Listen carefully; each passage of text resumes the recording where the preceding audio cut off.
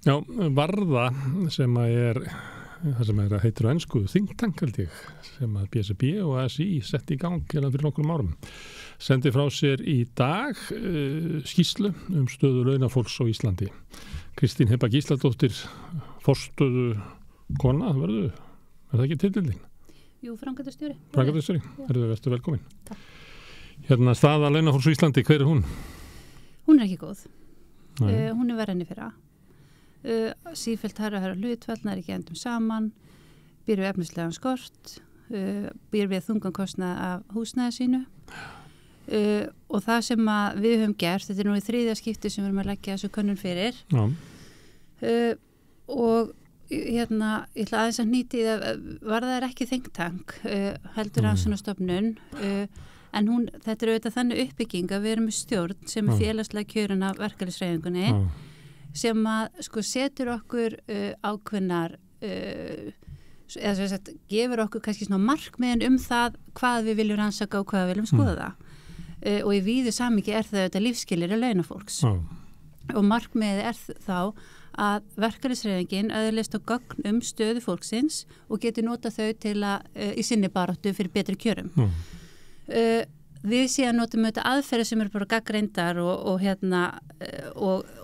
stjórnvörðu og félagslega kjöri fólkina verkalýðshreyfingunni hefur ekkert að gera með það hvernig við rannsökum það sem við erum að rannsaka. Þið myndu standast kröfur háskólasamfélagsins. Já. Þannig að Höfuðtu marga sem eru kallað think tank sem er nú eiginlega bara áróðusmaskinu. Já, akkurat. Þannig að þess vegna viltu aðgreina þetta milli. Já. Okay. Ég vil aldrei gera þetta aftur. Já, en ég skil þessi ykkur hugrenningatengst en þetta eru þetta mjög tengt verkalýðshreyfinguna af því að það eru 4 í stjórnverði sem eru félagslega kjörnir en þeir ákveða ekki hvernig við vinnum okkar heldur bara hvað við rannsökum. Ok. Það fyrst að við erum komið þannig svona á byrjunum. Hvernig fyrir rannsóknin fram? Þetta er netkönnun.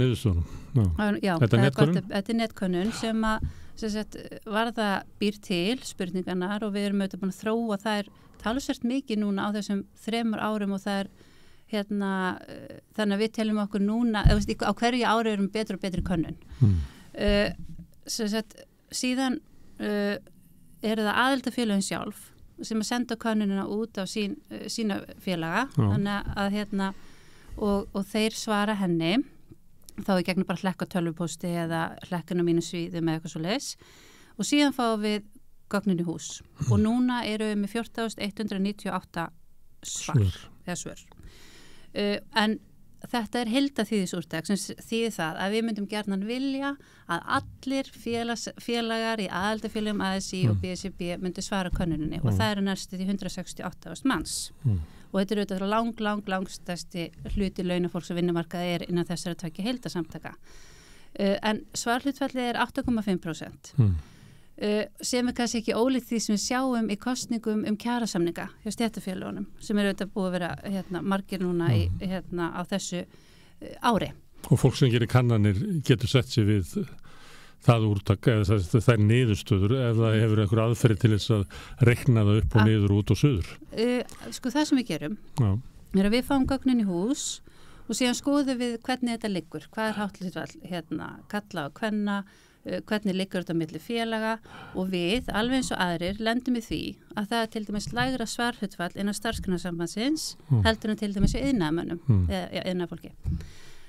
Og það sem við gerum er að við vigtum gögnin þegar þau komin í hús þannig að svörin hjá iðnaðarmönnunum við drögum úr þeim í samræmi við félagatali á ASI og BSRB og þau sem er innan SGS vægi þeirra að svara hækkar og það sem við stöndum uppi með og skoðum síðan við skoðum gögnin á þess að vigta þau og vigtum þau, við pröfum að vigta þau eftir gögnum frá Hagstofunni og pröfum að vigta þau eftir gögnum frá út frá félagatali ASI og BSRB. Og þegar við erum búin að vigta þau eftir vigtinni út frá félagatali ASI og BSRB að þá sjáum við að svarenda hópurinn okkar, hann endurspeglar mjög vel þýðið með tilliti til búsetu, aldurs, kyns og innflytjendastöðu. En það sem er ástæðan fyrir því að við erum með þessa aðferð sem er ólík því sem að flestir eru með tilvílunarkennt úrtak og þjóðskrá og bara allt gott og blessa með það. Við erum hins vegar rannsóknarstofnun sem starfar og fjármögnuð af ASÍ og BSRB og stærstu hluti launafólks á Íslandi sem eru erlendum uppruna innan þessara tveggja heildarsamtaka og það því fyrst okkur mikil ábyrgðar hluti að svo aðferð sem við beitum að hún nái til þessara félaga eins og annara því það ekki síður mikilvægt að vakta stöðu þeirra eins og annars launafólks og við erum með 27% af okkar svarendum eru innflytjendur. Er það ekki svipað og eru félagar í Alþýðusambandinu? Þó við sögum ekki nákvæmlega tölur um það en já. Þannig þess vegna erum við bara örugg með okkar gögn, þau eru mjög góð og áræðaleg og það sem við getum líka gert. En hefur eitthvað verið að reyna að draga úr því? Já, þessi aðferð hefur verið gagnrýnd. Hverju er að gagnrýnda? Það var náttúrulega í viðskiptablaðinu mikil umfjöllun þetta eftir síðustu. Það er náttúrulega að gera allt til þess að draga úr trúverðuleika þeirra sem að benda á báa stöðu launafólks. Já, og auðvitað kannski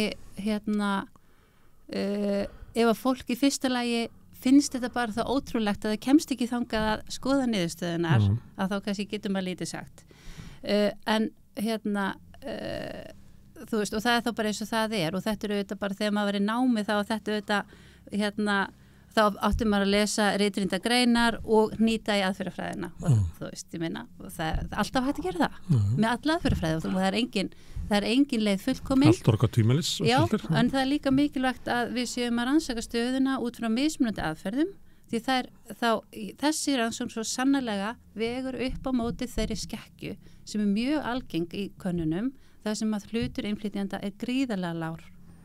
Og áttu við að þá skekkjum ég finna til dæmis í könnunum Hagstofunar á hvort að fjölskyldunar ná endum saman? Sko Hagstofun að vikta sérstaklega upp þau eru að reyna að bregðast við en það er almennt fyrir þau sem eru að vinna í þessum spurningakannanabransa þá er almennt erfiðara að ná til verkafólks og fólks að erlendum uppruna. Þeir sem eru meira svara eru háskólamenntaðar konur. Og þú telur það að ef það eru kannanirnar úti fjárhagsstöðu heimilanna sem að sýna, mildari niðurstöðu heldur en hjá ykkur, að það sé líklegasta skýringin er að þar sé hlutfall innflytjenda og lágt. Ég myndi fyrst skoða það. Sem eru helst láglauna fólk, sem eru helst á leigumarkaði, sem er helst svona jaðri húsnæðis. Það væri það fyrsta sem ég myndi skoða, já. Með hvernig hópurinn er samsettur út frá þessu þáttum sem þú nefnir. Þú ert örugg með því ykkar aðfyrir? Já. Hún skammast þér ekki neitt fyrir þess? Nei. Ekki neitt? Nei, þú veist, þetta eru þetta, sko, að mínum að þá finnst mér að varða sem er algjört gull í höndunum að vera hér með svör 27% innflytjendur og það er bara eitthvað og við höfum auðvitað fengið bara fyrirspurning hvernig náum við til þessu fólks og þá séum við, þetta er verkalýðshreyfingin og hún og ég held að, þú veist, að ég sé ekki að gera lítið úr neinum en ég held að verkalýðshreyfingin hafi staðið sig hvað best í að byggja brú og tengsl við innflytjendur og ég held að varða byggi á þeirri góðu vinnu. Já, það er líka þannig að innflytjendur hafa sagt við mig að það að starfa innan verkalýðshreyfingana það er eini vettvangurinn, eini aðkomin að einhverjum lýðræðislegum vettvangi sem þau hafa og það er alveg kannski líklega að þau lítið á þetta sem svona sitt svæði eða frekar heldur en að löggan eða Hagstofan eða eitthvað fulltrúi ríkisins sem þau hafa minni aðgengi að sé að spyrja. En ok, hvað eru neðsundar? Þetta var vont og er að versna. Hvað sérum? Þetta var vont og þetta er að versna. Já, þetta er það. Sko, við erum með nærið því 14.200 svör á bakvið þessu gögn. Og það gerir okkur kleift að fara í mjög ítarlega greiningar. Þannig að við getum greint, þú ert í leiguhúsnæði og þú ert þetta og þú ert hitt og og það eru þetta mjög margt í þessu niðurstöðum og flestum langar að læra að fræðast fjárhagsstöðuna og við getum komað því á eftir en mér langar að ræða það sem mér finnst skipta mjög miklu máli að það er að í fyrsta stjórnverðu fól okkur það og það var dálítið strembið verkefni fól okkur að kanna allar þær þá þætti, ekki alla, nei, flest alla þá þætti sem tilgreindir eru í lögum jafna meðferð á vinnumarkaði, það sem til dæmis bannaða mismun eftir uppruna, húðlit og svo framvegis. Fól okkur að kanna þessa þætti í þessari könnun og við setjum því spurningar, til dæmis húðlit, sem ég veit ekki til þess að hafa verið gert áður í íslenskum könnunum og spurjum hvort að fólk hafi orðið fyrir réttindabrotum á vinnumarkaði. Og niðurstöðunar okkar sýna svart á hvítu að fólk sem annan húðlit en hvítan, fólk sem eru innflytjendur, hinsegin fólk, fólk með skerta starfsgetu eða fötlun, það verði mun meira mæli fyrir réttindabrotum á vinnumarkaði á síðustu 12 mánuðum heldur en aðrir sem falla ekki þessu hópa. Hinir, já. Svo kallar venjulegir Íslendingar. En hver er munurinn? Er það ef ég er hvítur miðaldra kall, þá er það 20% sem að fá þetta, en ef ég er svört kona, þá er það bara 90%. Hver er svona, getur gefið mér eitthvað svona? Já, ég gefa tölur. Eitthvað svona smá hugmynd hversu munurinn er mikill? Já, það getur vel alveg gert. Þetta er meira en sjónamunur. Þetta er miklu meira en sjónamunur, já. Sko, sjáum til dæmis, það er rauninni þau sem eru líklegust til að verða fyrir réttindabrotum á vinnumarkaði þau sem eru með annan húðlit en hvítan. Þannig að þá eru, sko, ef þú ert innfæddur, eða þú venjulegur, að þá eru bara 18% sem hafa orðið fyrir einhvers konar einu broti á síðustu 12 mánuðum. En hlutfallið 33% af þeim sem eru með annan húðlit en hvítan. Já. Og það er fyrir utan síðan þau sem hafa lent í fleiri menn einu broti. Og þetta er þá að hafa fengið greitt rönglaun, hafa ekki fengið kjarasamningsbundnar hækkanir, hafa ekki fengið greitt fyrir yfirvinnu og svo framvegis. En náðu þið aðgreina innfædda sem eru með annan húðlit? Við gerum það ekki þessu. Það er orðið smátt, já. Og svo er náttúrulega annað sem við gerum líka í þessari könnun, að þá gerum við greinamun á innflytjandum og fólki með erlenda bakgrunn. Að því að við erum með svo mörg svör. Þannig og fólk það með erlenda bakgrunn er fólk sem hefur annarra kynslóðar innflytjendur og ef þá annarkvörtur báðir eða annar fóreldur erlend og við sjáum að þeir sem að tilheyra þeim hópi, þeir eru ekki heima með innfættum, þeir eru ekki heima með innflytjendum og þetta er svo sannarlega sérhópur og hann stendur mun verð heldur en innfættir. Og er eiginlega nær innflytjendum. Já, nær innflytjendum og stundum verri. Þá getur við sagt að það taki 300 ár að jafna hlut fólks, marga kynslóður. Með þetta. Já, með þetta. Önnur kynslóð er bara komin hálft skref í áttina að vera innlimað. Akkurat. Það er bersýnilegt. Herðu, en brot sem er brotið áður að vinna, þau konuðu eitthvað meira, en býtum mig langar að spyrja það einu áður. Kallar á konur, hvað er hlutfall á þeim? Með brot á vinnumarkaði. Það voru aðeins herra hlutfall kalla sem voru fyrir brotum á vinnumarkaði, veldur en konur. Það er svona eini mælikvarðin svona heildamælikvarðin sem kallar koma að vera út á heldur og konur. En annað sem er konuð? Síðan er það náttúrulega varandi réttindabrótin. Já, réttindabrótin eða eitthvað sem að þú er ekki fjárhagslegt. Já, við erum að kanna líka núna líðan, þá andlega líðan og líkamlega heilsu og starfstengda kulnun.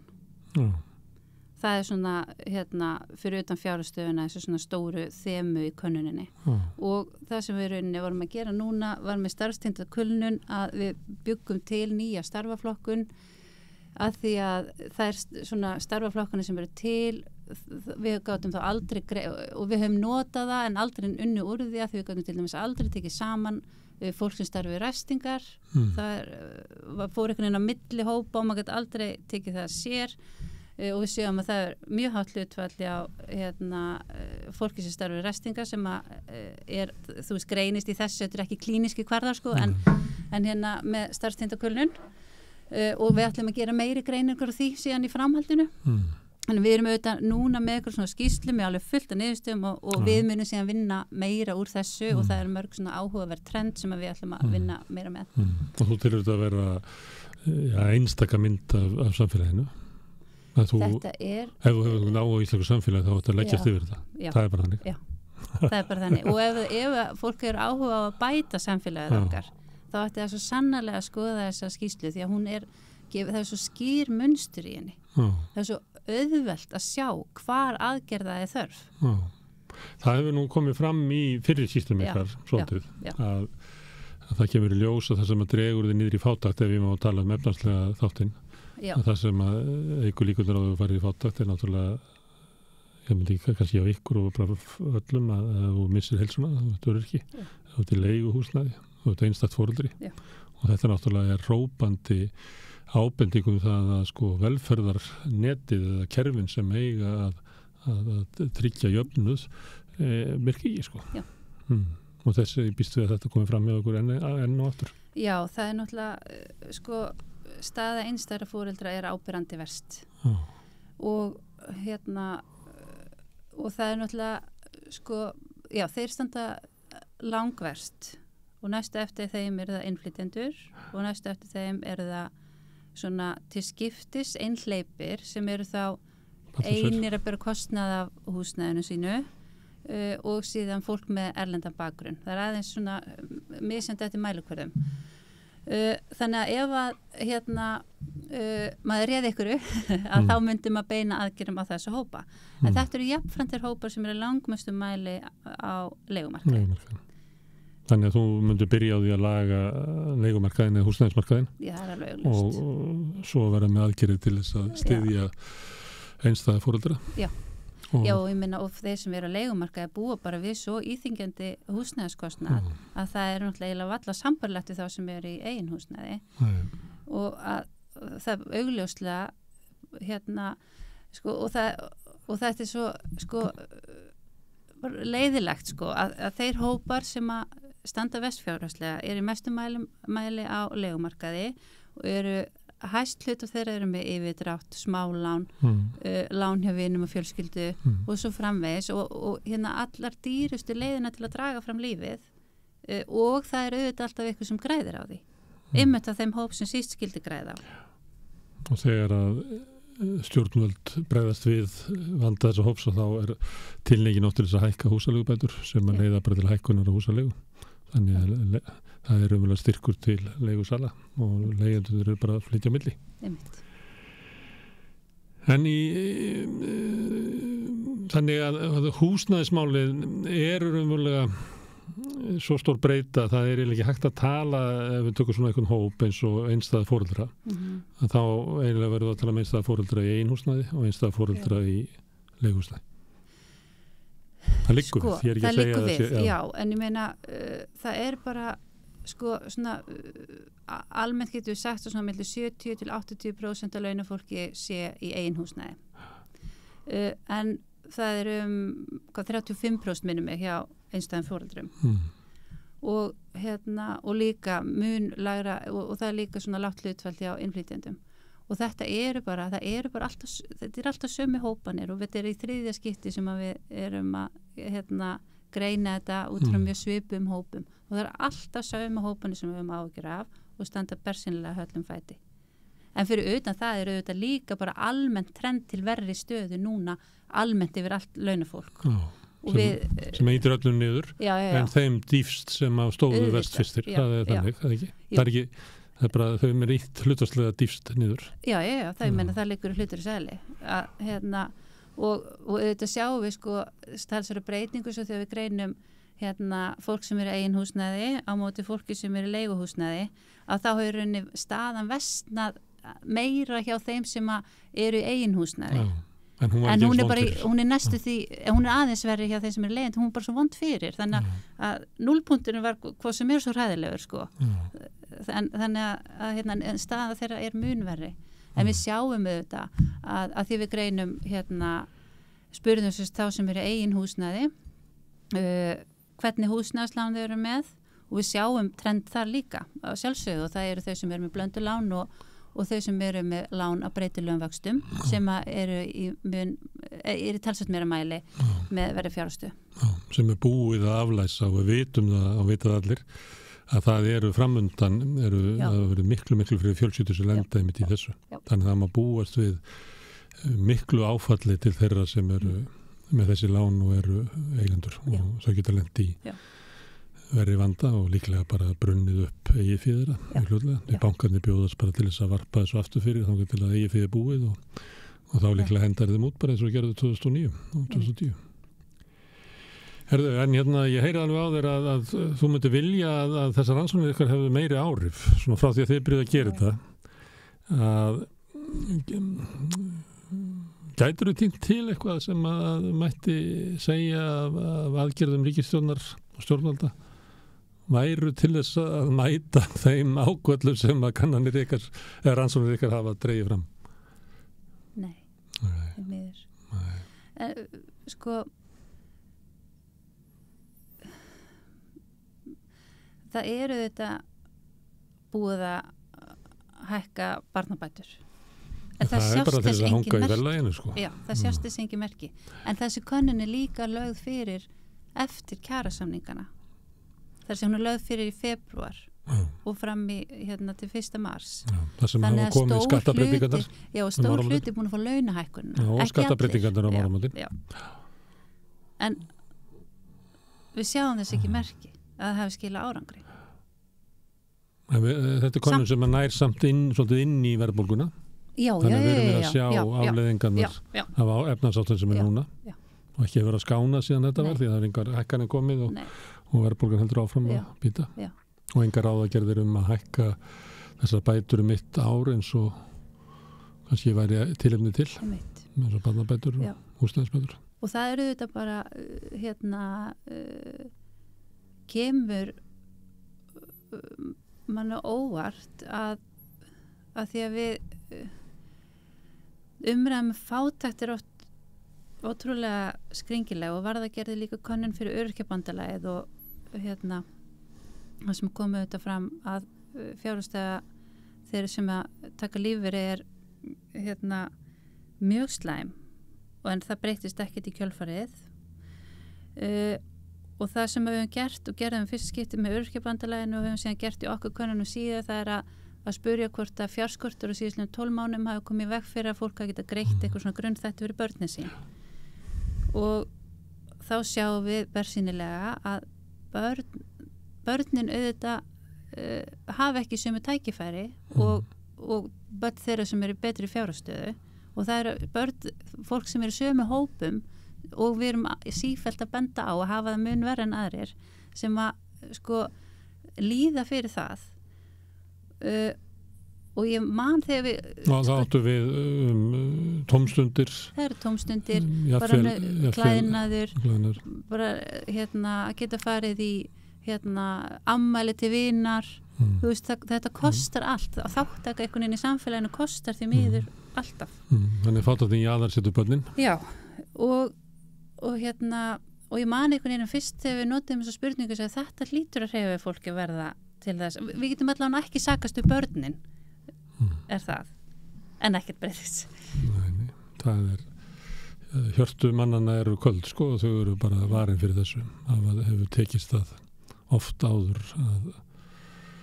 að sætta sig við barnafátækt selt sér það að það sé foreldrum að kenna eða þá að það þýð ekkert að bjarga þessu fólki ég veit ekki hvað drífur áfram þessar ákvarðanir sko.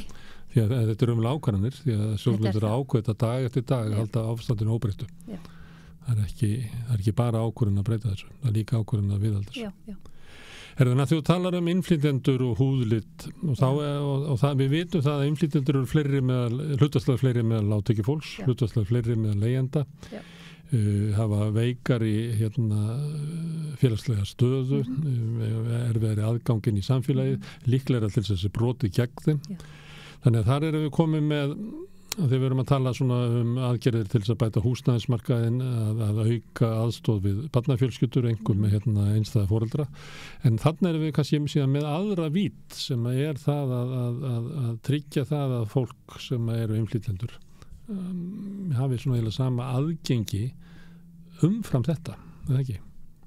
Umfram það að hækka eða hafa meira húsnæði umfram það að hafa betri barnabætur en þá kemur alltaf önnu breyta þannig inn er það hvort þú sért sko fullgildur í samfélaginu og það er ég ætla ekki að byrja kannski að leysa allar ráðgátu lífsins en hvaða aðgerðir eru til þess að bregðast við þessu?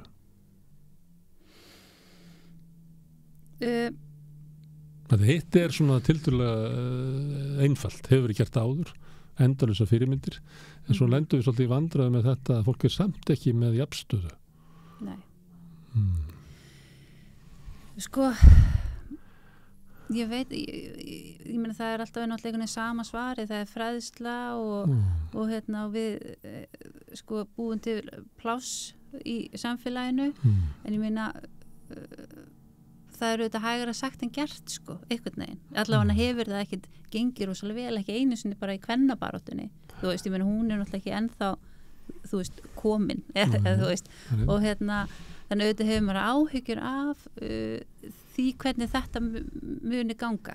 En ég viss það að með því að jaðarsetja fólk fjárhagslega varandi stöður þess að húsnæðismarkaði, þessi verið að brjóta með meira mæli, það væri mikil bót að laga þá allavega þessa svona skýru mælanlegu þætti og þá hefur bara fólk líka vonandi meira rými og tíma til þess að taka meira þátt í samfélaginu, þurfi ekki að vinna baki brotnu hérna, miklu fleiri tíma heldur en þeir sem eru innfættir og svo framvegis sko. Að gefa fólki rými til þess að taka sinn part á samfélaginu sem er sannlega á. Já. Marjast því að vera að þessi brotið á þeim eða þau mýtt á jaðarinn og líka börnunum sem að íslensku kunnátt og foreldrarna getur skipt miklu málu framgangi námi og öðru slíku og mér má eiginlega halda því fram að þessi líka þáttöku í tómsöldum og félagsstarfi. Herðu, nú hérna verkalýðshreyfingin að reyna að þjappa sér svona saman einhverja kröfur og það eru mikið til þegar maður að tala við fólkið, þá mikið til talað að nú þurfum að koma kröfur á ríkisvaldið til þess að endurreisa velferðarkerfin sem mikið af því sem við höfum verið að tala hér. Kannski þarf ekki að spyrja því að þú til þetta vera mikilvægt.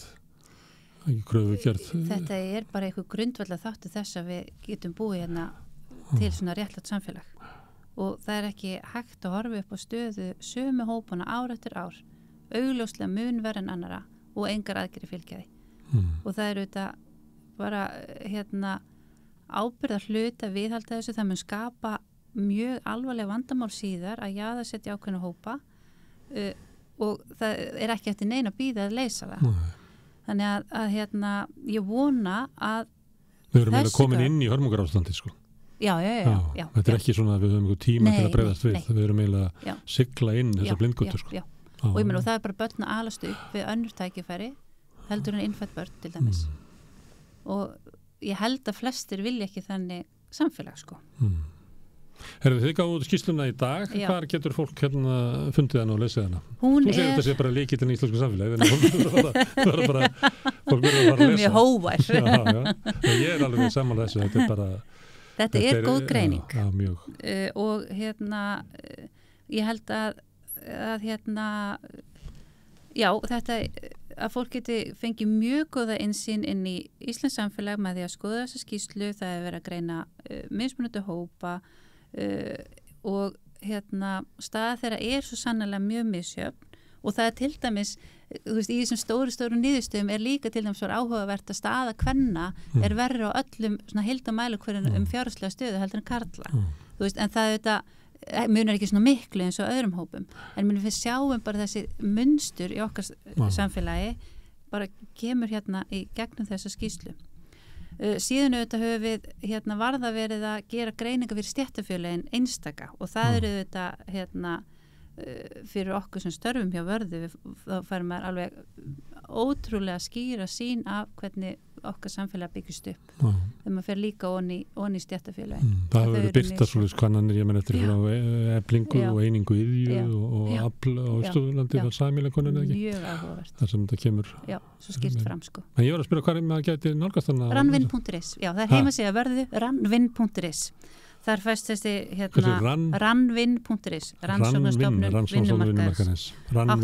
Rannvinn.is, 83 blaðsíðna skýrsla. En ef segjum að sé það núti ykkur hópur, ykkur félagsamtök sem að hérna eru háð því að hérna að félagsmenn hafi réttan skilning á samfélaginu, segjum bara Framsóknarflokkurinn. Já. Getur hann pantaði í kynningu Já. að fara með þetta? Ég fer nú við það sko. Þannig að þú verður með skýrsluna núna næstu viku og mánuður að labba. Er mikil eftirspurn eftir því? Vill fólk vita hvernig samfélagið er? Já, það vil það. En sem betur fer. Þannig að, við höfum, það er áallt verið bara mjög mikið að gera í að kynna inn í alls konar nefndum og svoleiðis. Ég reyndar aldrei farið til stjórnmálaflokks. Nú, við þurfum að bæta því. Herðu, Kristín Heba, kæra þakki fyrir að koma og kynna eða svona rétt dreipa þessari skýrslu. Takk fyrir að hafa mig. Þetta við gætum dunda okkur við það að tala efnisatrið hennar lengi og til þess að morgun þá ætlum við að við erum með smá fókus á veikri stöðu ýmissa hópa og morgun ætlar hann Kolbeinn Stefánsson að koma og tala við okkur fátækt barna. Þannig við höldum áfram fjallum þetta. Kæra þakkir. Takk. Og við snúum okkur næsta máli eftir augnablik.